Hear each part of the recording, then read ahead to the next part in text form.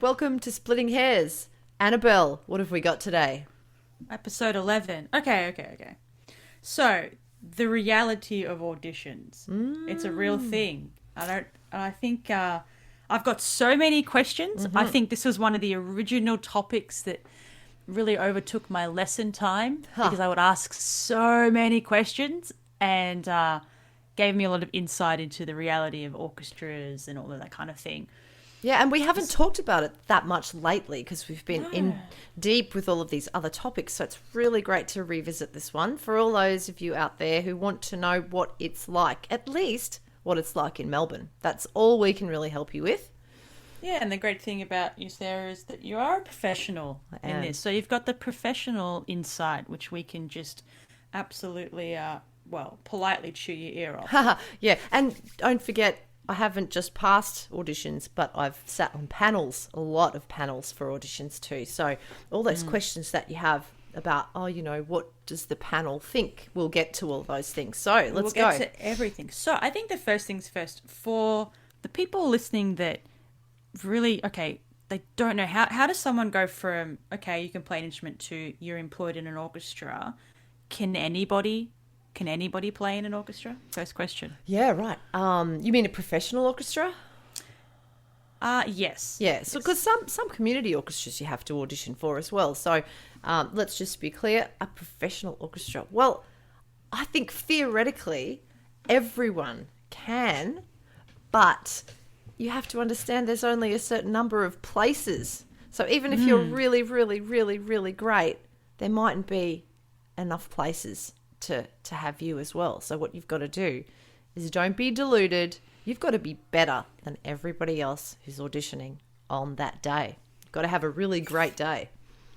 So there's, correct me if I'm wrong, but there's three levels of or types of employment as a performer in an orchestra. You've got casual musicians, you've got those on contract, and then you've got the permanent. What's your role? Actually, and there's one more. There's a principal. So sometimes the concertmaster or the associate concertmaster roles are not jobs for life. They're contract positions. Not the same as what you said was a contract position. So there's casual musician, then there's, say we like a casual so much we talk about putting them on a contract for 6 months or a year or whatever. And then you've got the principal roles who sometimes their roles, and it depends on the orchestra, but sometimes their roles are not a job for life. So we have to audition them quite differently. Yeah, so that's kind of cool. And what's your role? My role is a section first violinist or a tutti first violinist or a rank and file. But that sounds yuck. File. So rank and file. Okay, so you have to go through an audition process. You can't just call up and say, hey, I can play. Trust me, I can. I'm really good. My mum tells me. Yeah. So, okay, orchestras. How does it work? What's the audition process? All right, so if we've got a few jobs that we need to fill because people have resigned or retired or whatever, so we decide to hold an audition. I don't think anyone's been fired for ages. Anyway, we should not talk about that stuff. That's no. It's like any workplace, people come and go and there's jobs available. So yeah, and just on a side note, it's very tricky now. Like, you really have to behave yourself in all fields. You have to be extremely well behaved, otherwise they can just fire you for what would seem like nothing in the 70s. So so we audition, we let the word out that there's a position coming up, there's an audition coming up, and people apply. Now, with my orchestra, which is Melbourne Symphony, we let everybody audition. Okay, so even if you can't play the violin, you are allowed to audition, which is kind of ridiculous. But anyway, that's just the way we are. Whereas the other orchestras, some of them have a shortlisting system where you have to have had experience to even audition. But Melbourne Symphony is more warm and fuzzy. We just want everyone to have a go. So that's kind of nice. I think the correct term is equal opportunity employer. Anybody can audition, but the right person gets the job at the end of the day. Well, yes, hopefully the right person does. And Hopefully the the right difference person, between yes. the difference between us and say some other orchestras is that we are 100% screened auditions until we appoint. So we won't say Sarah Curro has the job. We'll say candidate number 16 has the job, and everyone will be like, "Great, we've appointed someone. Who is it?" So we appoint before we know who it is. So we appoint them to a trial. So in case they're not actually great, there's a 6-month trial which we can iron out some things with them, you know. So, yeah, go on. So what else is the process to audition? Well, they get their excerpts a certain period of time before the audition, and so it's fair. So everyone gets, I don't know, 2 weeks or something, I think it is, to learn the excerpts that we set, and they're different every time. And they turn up, and it's very strict. We are not allowed to go in a particular door. We have to go in the side door, and the candidates come in the main door, and the candidates are left separately in the practice room. So it's all kept really separate. So we don't even know who is auditioning. So, and there's a carpet that leads them to the place that they play next to the piano, because we don't want to know if they've got high heels or not, because that takes away the possibility that people might be accidentally sexist or whatever. So there's all of these things in place to make sure that we are. Yeah, it sounds like checks and balances. Yeah, we're only listening to what comes through the screen. Nothing else is impacting us. So speaking of, if it's really just how you play, what are people playing? You said excerpts, right? So people who don't know, orchestras will take just a portion of whatever piece it is, and you have to perform it as if you're performing it in the section. Yeah, it's What like else? basically the hard bits of hard pieces. Yes, so I always say you could pick any page from the last movement of Concerto for Orchestra or any page from Strauss, and there's an excerpt out of that, Yep. which says a lot about their writing. Pretty much, but they're usually standard excerpts, so you will find them doubling up over the years. If you're a person who goes for a lot of casual auditions or even position auditions, you'll find that certain excerpts come up all the time. Yeah, so you say, the orchestras, this is a great thing. They say the orchestras pick the excerpts, but everyone knows, okay, if you talk to musicians, what's the standards? And you just have to say Don Juan, and every violinist will go, yeah, I know exactly exactly what you're talking about, or that particular Mozart, or there's just the ones that are... The ones that keep coming up. And it's better for the panel that way, because for the same reason we get the violin candidates to play either the A major or the D major concerto by Mozart, just the first movement in the first round with a cadenza. And so we get them to play that so that we only have this narrow opportunity to listen to whether they can just play in general, rather than going straight into the excerpts, which is all about getting the sense whether they've got experience or whether they can whether they can do a huge range of dynamics, that sort of thing. But when they play their Mozart, that's how they start off. They play their Mozart. It's like, oh, well, you can tell a lot about a candidate from the first, from the exposition of a Mozart concerto. You can pretty much tell everything. And that's why I think Mozart is a good choice, because most people think it's really hard. So that it's a really good indication of whether a violinist is confident and secure in their playing, I guess. But for me, it's like, I've listened to so many Mozart concertos. It's like, oh God, do we have to? But in the audition process, you had a panel listening to your Mozart. I know. And they were yes. probably thinking the same thing. I do want to get into what the panel is thinking and who's on the panel in a second. But there are so many concertos out there for violin, and I understand you have to have one piece that all the candidates play the same, because then it's, like you said, it sort of gives a perspective of their solo playing, because playing the Mozart symphony part is not solo playing. Why was it Mozart when there's every other kind of concerto out there? Why did it? Yeah, as I said before, I think it remains because it's the quickest, cleanest way to show whether someone is quite secure on their instrument, because it's finicky and it's fiddly and it's simple music compared with Sibelius concerto or Brahms concerto, where you can get away with a lot, because you don't have to be clean, you can just kind of smash around and be very impressive and virtuosic. But that doesn't necessarily mean you can play in tune or in time. So Mozart is the good way to test that. Yeah, I've always said Mozart and even the Beethoven concerto. It exposes a lot. That's right. Exactly. You're spot on with that. But having said that, the auditions for, say, the principal first violin jobs, they're like assistant concertmasters, but they have a job for life, basically. So those auditions and associate concertmaster and concertmaster recitals, we do want them to play a more virtuosic, romantic, even 20th century concerto, so that we can see that they can bust out a solo anytime they need to, because that's what those roles involve a lot. Is like just all of a sudden you've got to play Schindler's List with a week's notice, or you've got to play a Mozart concerto just because something's happened and someone needs to replace someone else. You've got to play the Bruch concerto at the Meyer Bowl. You've got to play.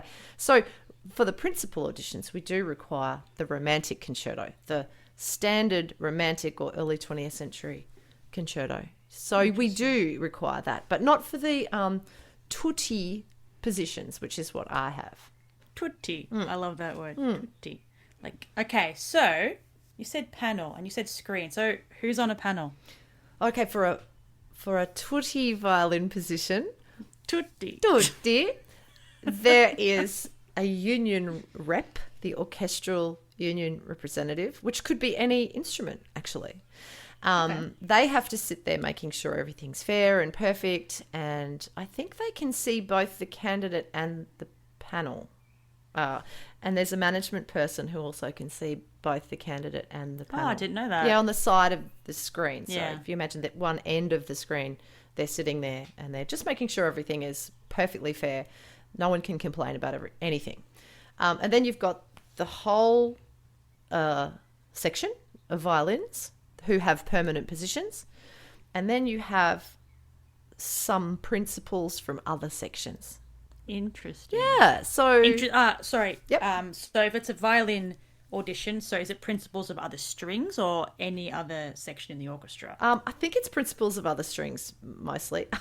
I'm a bit bad about that because I see all these people every day, so sometimes it's like I can't even remember who was on the panel. There'll be the principal cello one day, or there'll be... I can't even remember. We're all just strings. You stare at their faces all the time anyway in orchestra. But yeah, I think it's other string principals. Yep. Interesting. Okay, so you got the panel. What about the conductor? Are they on the panel or something? Oh yeah. Well, when I did mine, we had a chief conductor at the time called Oleg Kaitani, and he was on the panel. On the panel the day I got my job. They're not always on the panel because they're not always in town. Okay. Yeah, so because chief conductors are with the orchestra maybe between 12 and 18 weeks a year, depending on what they're free to do.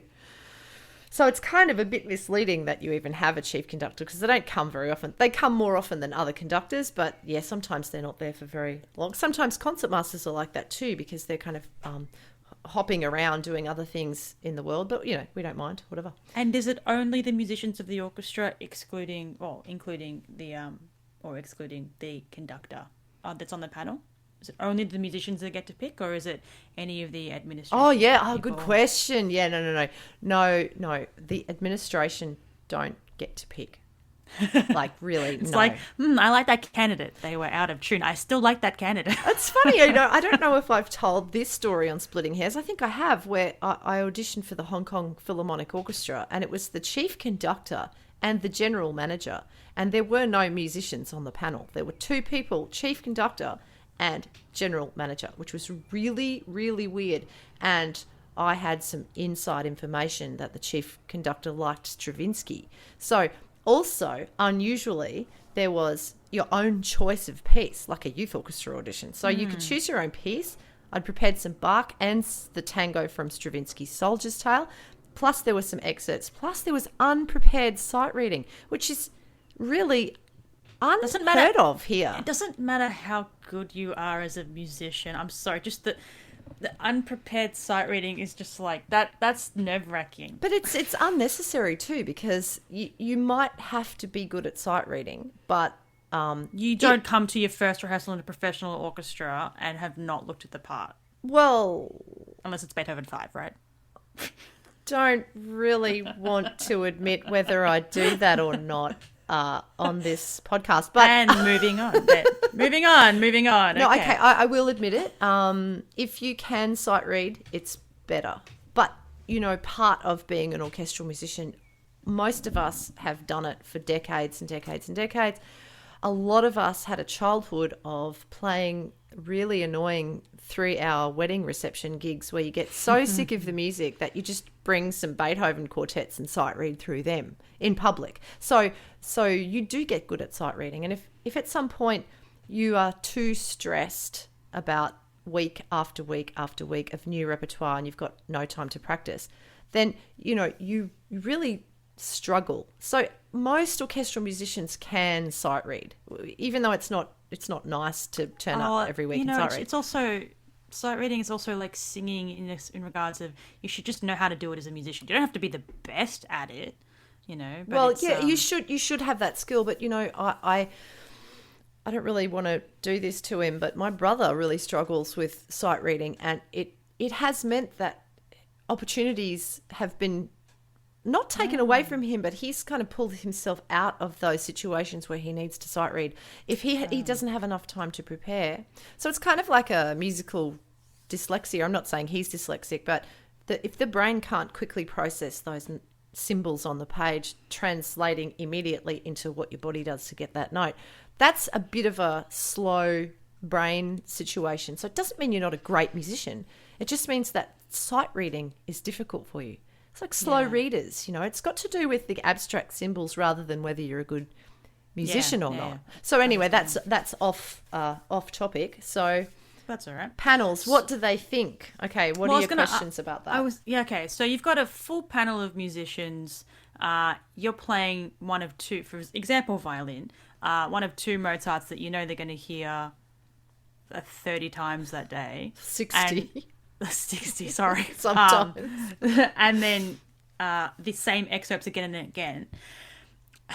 What are panels listening out for, and how do they mark? And, do we have to really state that you want to hear people play in tune and in time and, appropriate for that excerpt? Not playing a solo when you're playing Mozart 40, articulation, dynamics. But it's kind of like, we know that. So how's that the reality of auditions? Yeah. What is it that makes that person go, that's our person? Yeah. Okay, so first of all, this is probably the most important thing I'll say in this episode, is that panels are not one person. They're made up of many, many, many people, most of whom keep their opinions to themselves during the process.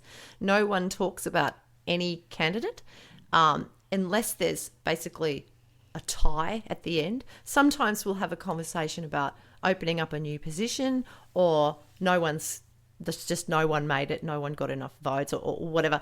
But you have to understand that each person has their own vibe about what they want. So you've got to be careful. You've got to be careful with people who you like and who you work with every day. You've got to be careful not to think that they actually think the same as you. So if you say, oh, wow, wasn't candidate number 16 amazing? You're just as likely to get someone turn to you and go, are you for real?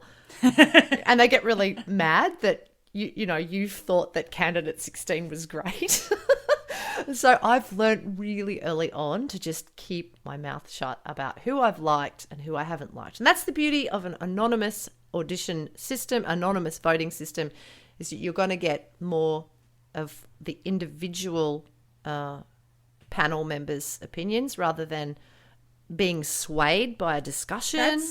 You just I've picked up on something. So MSO is an example of something really fair. Carpeted floors, screen, You're numbered, everybody same. But the panel's also anonymous. Yeah, absolutely. You know who's on the panel. You can see that person next to you. But what your comments and your voting is also anonymous. So you don't know who's voted what. Who. Exactly. That's really interesting. Yeah. So, okay. So, again, you've said that you all will vote differently, but I guess from your, like, what do you look for? You know, there is that level of playing that is required of a professional. Yeah, what do I look for? Well, I look for people who, the basics, of course, you know, you don't want anyone who plays generally too sharp or generally too flat, because if you've got to sit next to someone who has a really irritating microscopic tendency towards something, that they don't notice they're doing it. So it's not going to be, you're not going to have an opportunity to say, you know what, you just kind of just play a little bit sharp. And once they've got a trial, if you appoint someone to trial, they do get feedback. But again, we have trial meetings and we discuss this and that. The management collate all of our comments and give it back to the candidate in a kind of generalized feedback. So the candidate doesn't know who it's come from. So it can be this awful kind of 6 months of, oh, hey, how are you? And, oh, yeah, it's great. Oh, yeah, you're doing great. All this positive, nice stuff, because MSO, they do want to be nice. And then what happens in 6 months if the candidate doesn't pass the trial? They'll be like, what? I didn't get any feedback. So we're really careful with making sure our feedback is really, really, really clear. And if they show that they can adjust to what we need, and again, it's just a culture of the section. It's a sort of generalized taste of the section. Once we've appointed someone, we pretty much all agree they should be given a chance to show that they can work in an orchestra.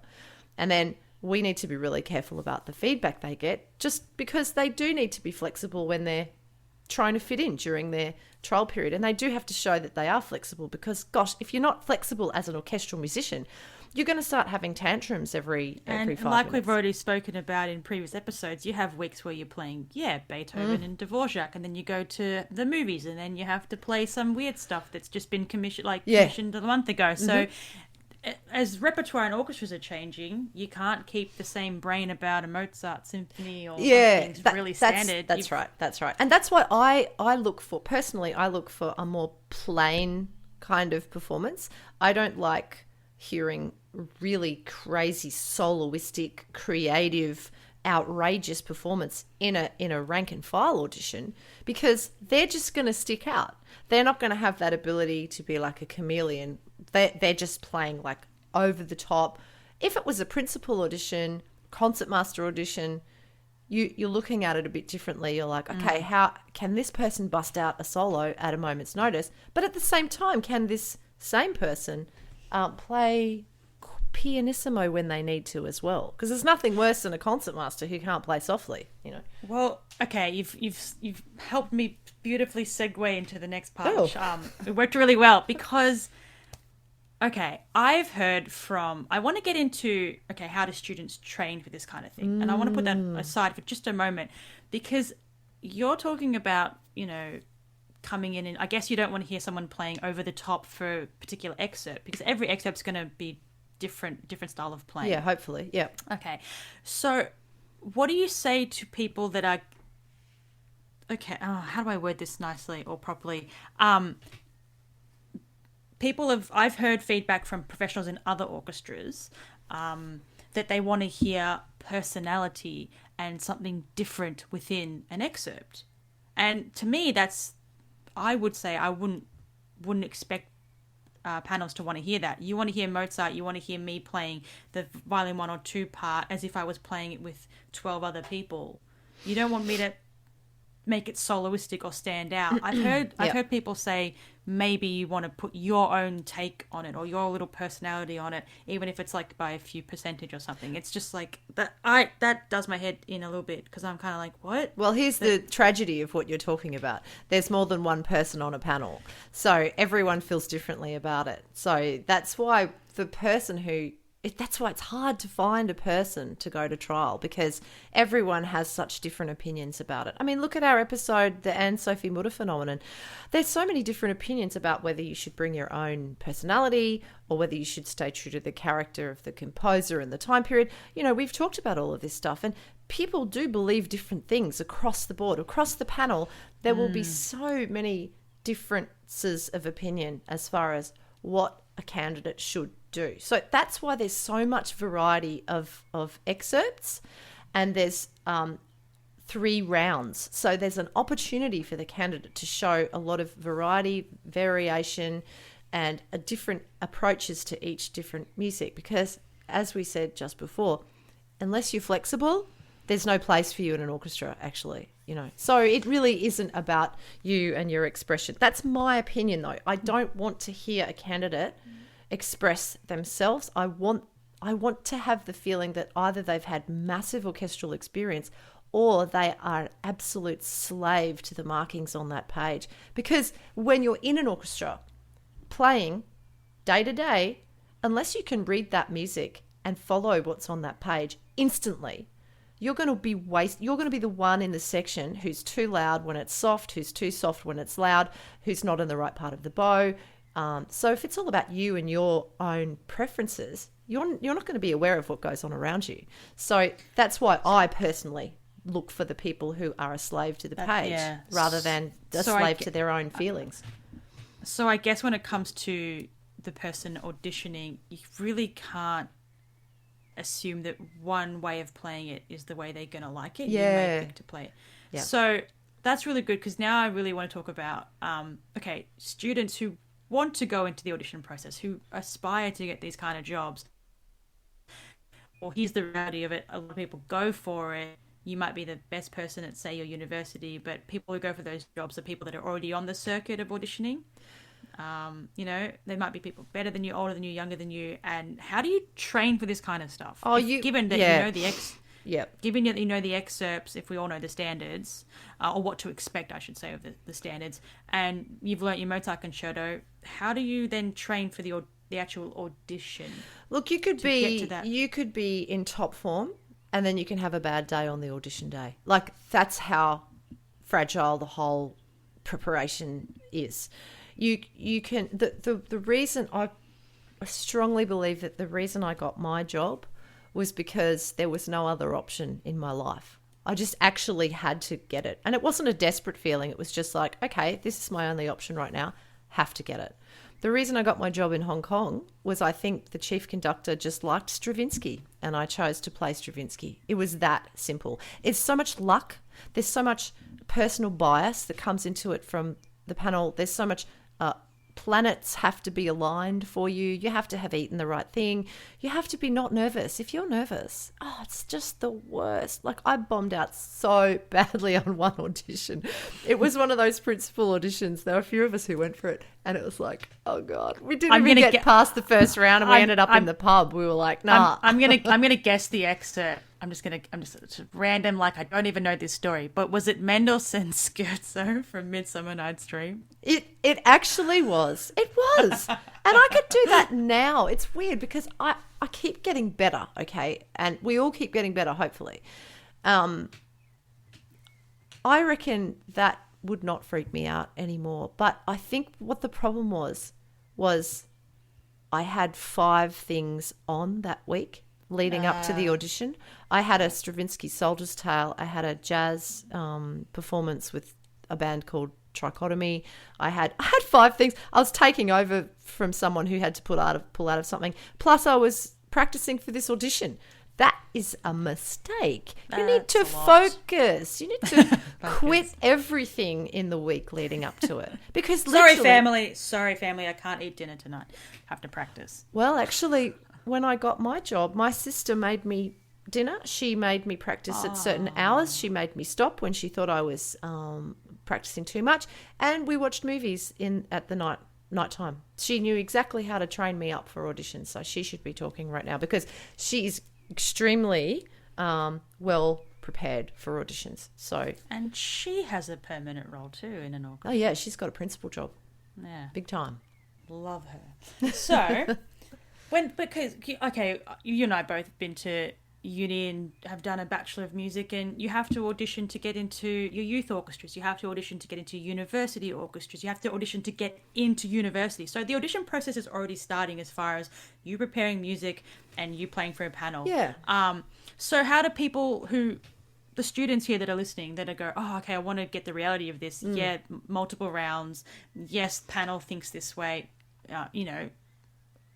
What can people do? What can students do? Okay, you learn every excerpt. Yeah, you've got to just do the basics. Don't delude yourself. Don't think that the music is going to come to you on the day. Don't think that your pianissimos are soft enough. They're not. I'm telling you now, they're not soft enough.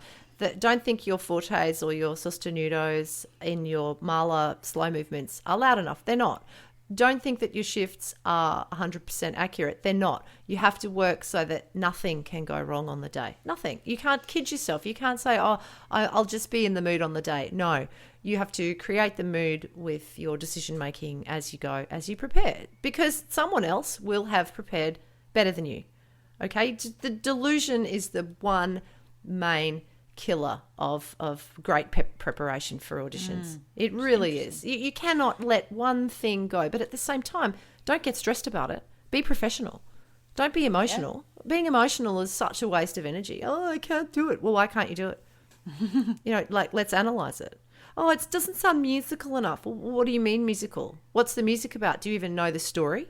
Don't kid yourself. You don't know enough. You've got to get savvy. You've got to follow. You've got to play along with YouTube recordings. There's absolutely no excuse now. You've got YouTube. Yeah.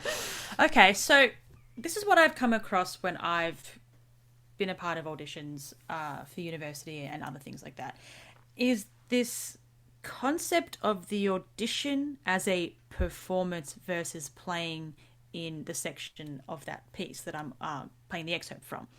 And I want your thoughts on this. So theoretically, when you're performing an excerpt in an audition, you want to be playing it how you would in the orchestra, right? Yep. Because they want to hear, okay, there's that Dvorak part, and they obviously know that it's come in from this point and who's got the melody or whatever's going on. Yeah. Okay, so with the actual performance of the audition, it's like you said, if you think your pianissimos are not quite enough, they need to be even more. There need to be this absolute extreme in the audition on every little detail, and then you have to treat the audition not like you're playing in an orchestra, but it is a performance. It is, you have to show them every little thing on the page and in the excerpt. Does that make sense? Yeah, I guess what you're saying is there any difference playing awesomely in an orchestra and 100% yes in an audition? How do you impress a panel? Do you go full solo and play everything a bit louder, or do you really respect what's on that page and go so extreme to show that you're flexible? You've understood what's on the page. You've understood that, the oboe has the solo right here in this bar, so you don't really need to play forte. You've just got to show that you understand what is going on in the orchestra. That will communicate that you have experience. Even if you don't have experience, that will communicate that your priorities are right. So I personally would like to hear someone play their Mahler symphony with the greatest range of crazy schizophrenic dynamics and mood swings and all of that. Because when you go in with the technical approach of, okay, I'm just going to make my dynamics really extreme, that ends up sounding really messed up and schizophrenic, which is what the music requires. So get into it technically, because anyone can do that, and then you'll find all this music is coming out, and you'll gain a greater understanding of it if you then play along to an amazing recording or something. So you can gain experience whether you've played a lot in professional orchestras or not. So just play along to YouTube. I said it 3 minutes ago and I'll say it again. Because I played this one Mozart excerpt, and it was very basic Mozart, I should say. So it was all about articulation and dynamics, and I was there going, yep, forte, and then piano, and then forte, and then piano. And then the panel were like, it wasn't enough, though. Wasn't enough. Yes, you were going forte. Yes, you were going piano, but it wasn't enough. Yep. It's like, okay, and I had to sort of analyze my thinking of it. Was my thinking, oh, I'm playing it how it would have been in this section, or am I playing it how it would be in the audition? And is there a difference to that? And I guess it's just what you said about the absolute extremes of it. But any great conductor comes along and reduces it all to its absolute basics. Do what's on the page.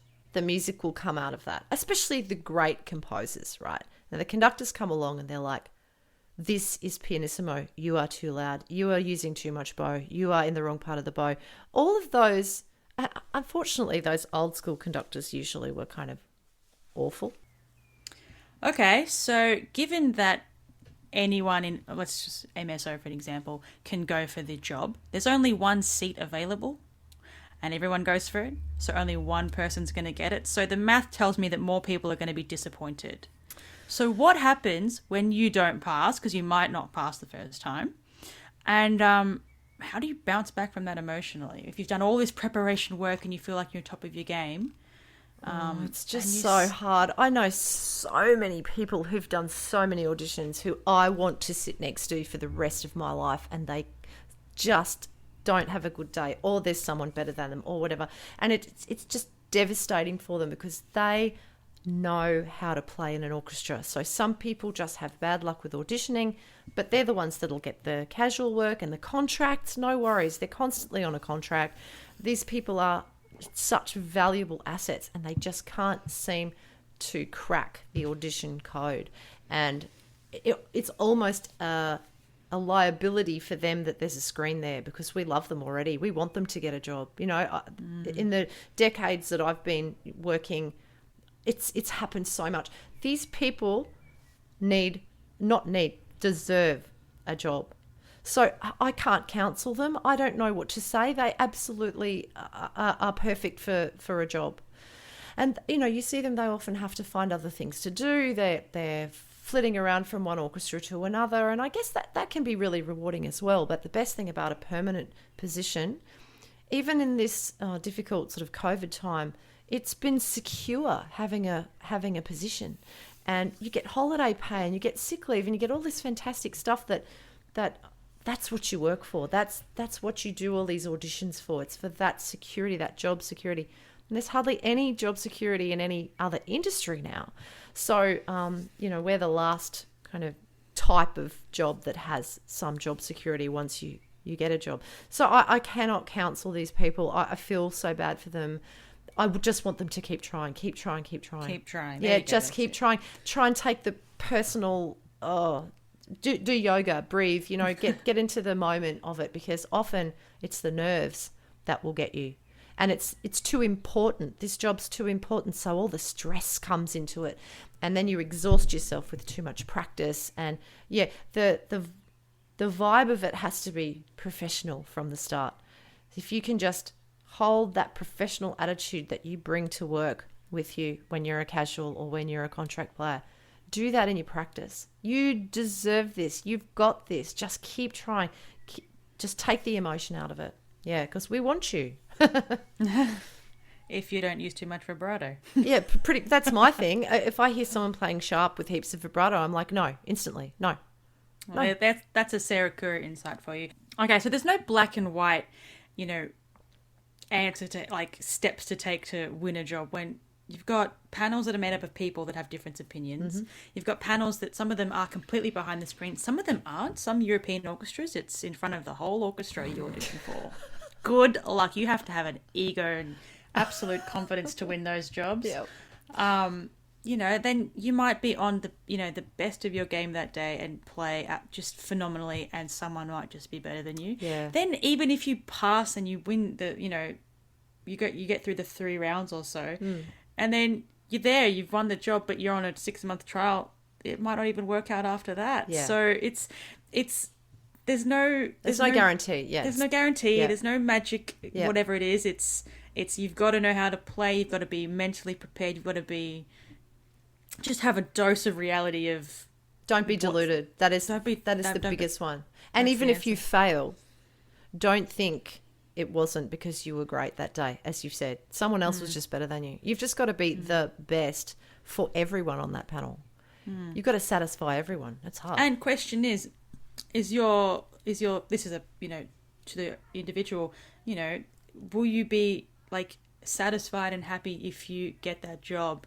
But what if you never get that job? So you've got to find your joy in music outside of that, because even if you do have the chance to win a job, then that's your 7 days a week kind of thing for however many years you're there for. Yeah. And the reality, if you get tired of playing stuff after a while, So will you be ultimately happy if you win a job? Yeah, that's And right. Yep. what if you never win that job? Yeah. So if you've been holding out on something, you know, so there's a lot. There's no one answer that's.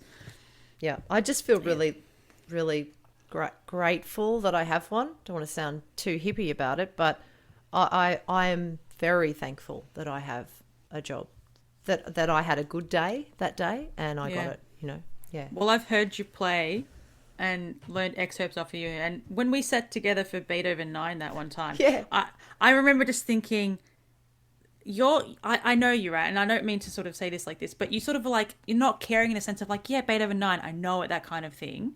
But the amount of detail, have I lost you? No. Oh, fuck. Okay. Stop and cancel again.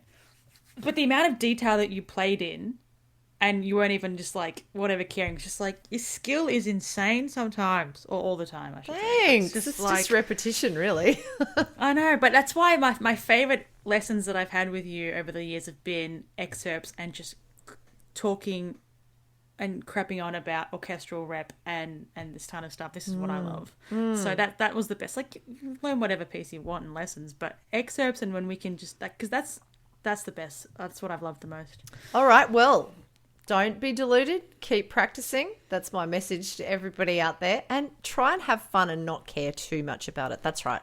Be more professional, less emotional. That's it. Awesome. All right. Great. See you next time. Okay, bye. Okay, bye. Thanks for listening to this episode of Splitting Hairs. Hope you enjoyed it. Yeah, and if you're listening on one of the audio-only platforms, jump over to YouTube where you can see more content and what we look like. I'm the young one. Like, share, and subscribe, and we have all the social medias like normal people, so go and follow us there as well. Awesome. Okay, bye. Sup, bye.